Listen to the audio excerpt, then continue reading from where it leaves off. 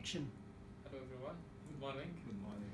Yes, I'm presenting today the business review, and I will be giving a view about our business plan for 2019.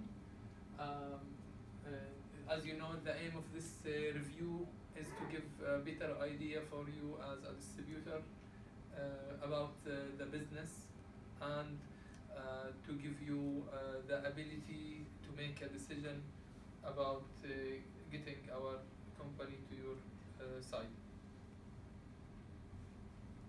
So, the structure of my presentation, I will start talking about the distribution model in Saudi and the history about that for the past few years.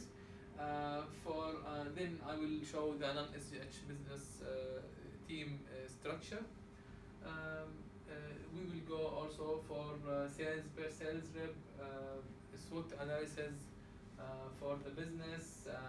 Then we will talk about the financials, and we will talk about the key education and marketing activities have done in H1.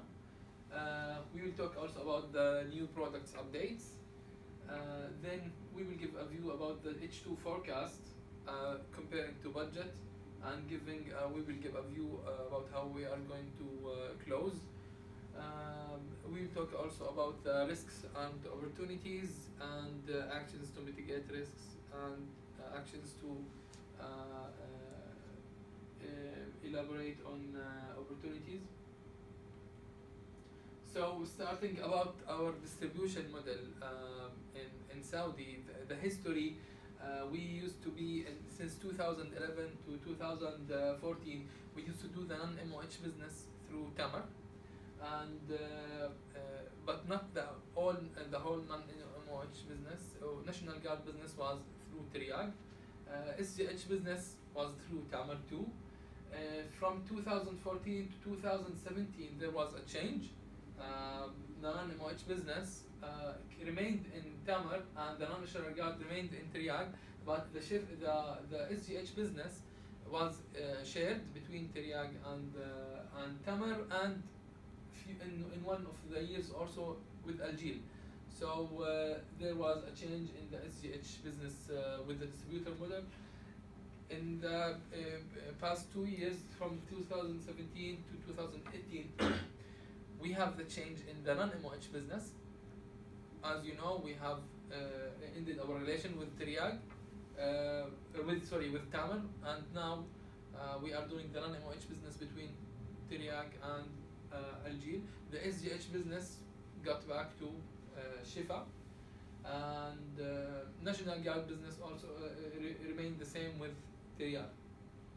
This is the structure of the non-MOH team. This is not including the MOH team and the SGH team. So here we have, for the non-MOH team, we have Kamal is our operation assistance manager. He's helping us with the supply chain issues and all the things related to quotations, any also logistic stuff in Saudi. He's the responsible for both teams, SGH team and non-SGH team.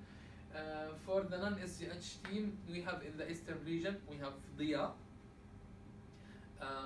Dia is the sales manager. He's a senior guy. He's able to take care of the Eastern region. For the Central region, as you know, it has the main business, so we have 3 people there. We have Abdullah, and is as a supervisor, and we have 2 sales reps. We have Muayyad and Muhammad Sharif. In the Western region, we have our 2 senior guys who are taking care of the Western region with higher frequency of traveling there. We have Badr and Ahmad. Okay, thank you. Thank you.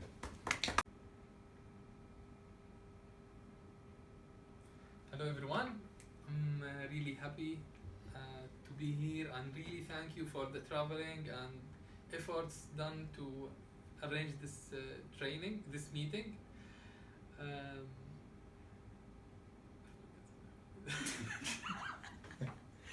Just a second. Sure. Yes, I'm presenting today the business review. As you know, I'll just give you a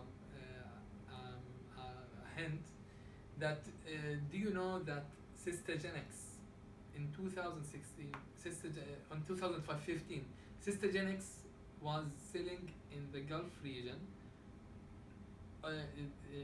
more after it was ranked after the states in sales. Do you imagine that we with our population level we are selling more than so many countries? So let me start now by the presentation. It's my presentation. Okay, great. Hello everyone. I'm gonna talk to you about something out of our products or our what we have spoke about today. I'm gonna talk today about sugar, white sugar. It's the poison that kills people. It's the new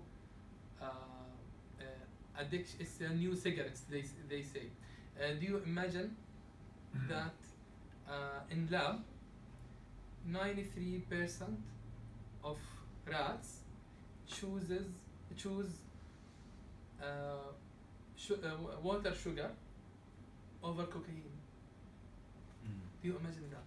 It's really addictive. It's really addictive, and also they don't know. You will not feel it. I will tell a story, true story. It's about my daughter. You know, it will just.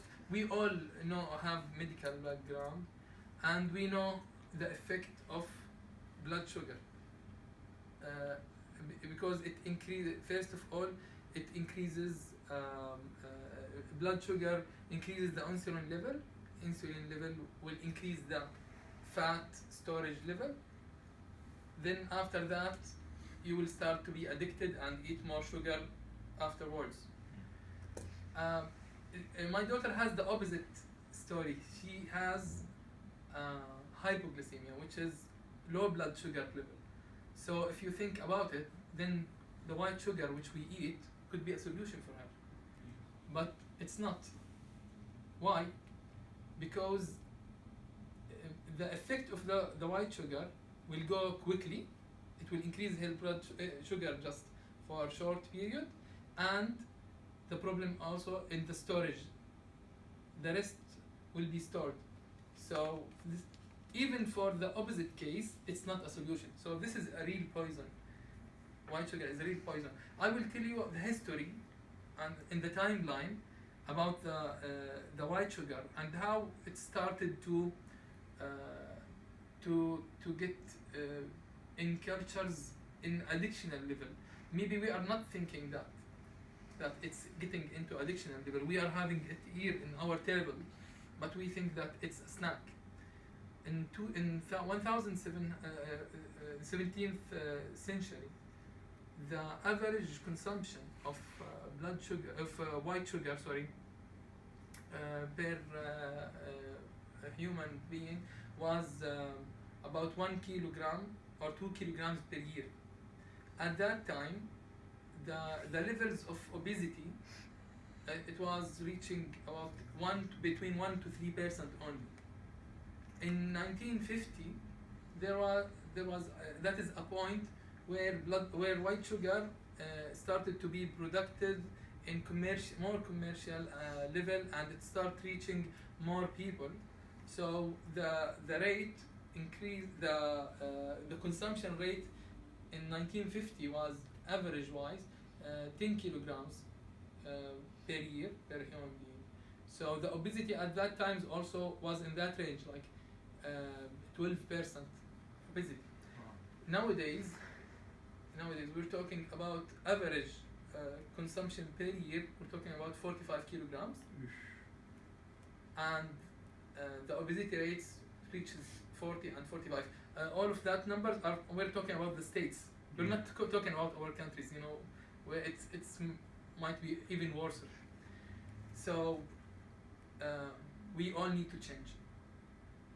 We need to change, because if we don't change and turn to healthy lifestyle, this addiction will kill us, but slowly. We will not people at the end of the day they thought that they are dying of a disease, but they don't go back to history and know what is the core of that disease, which happened 30 years ago.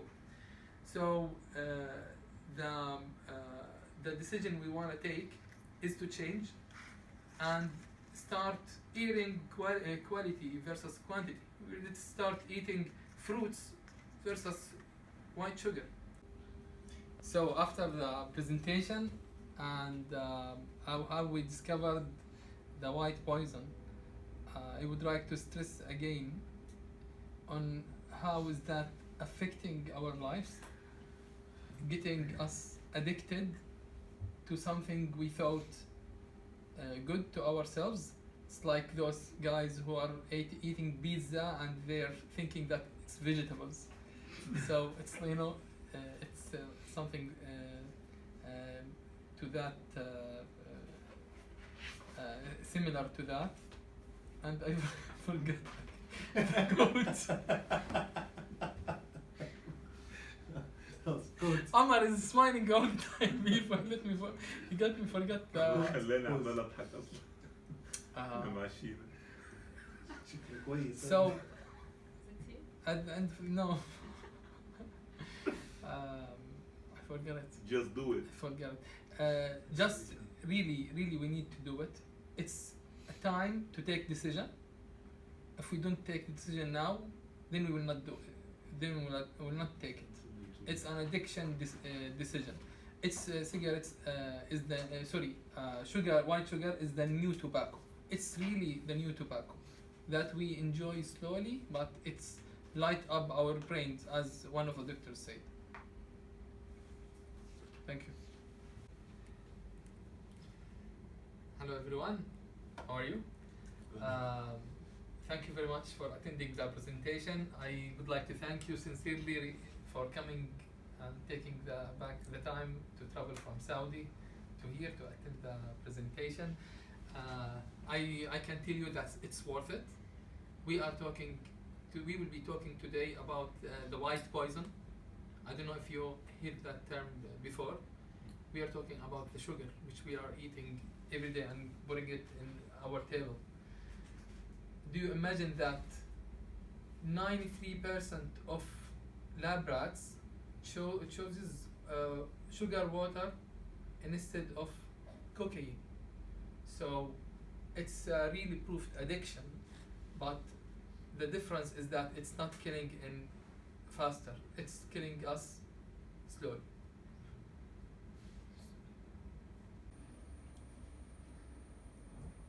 Hello everyone. Hello. Yes, thank you for being here. Thank you, Alex, for joining us. Also, sincere thanks for Ashraf and Amun for taking the effort and coming from Saudi to attend this presentation. I really want you all to listen to this because this is really life-saving. Do you imagine that in a lab study that 93% of rats they chose sugar water over cocaine? This is the new addiction and new cigarettes, which is the white poison. We are talking about the sugar.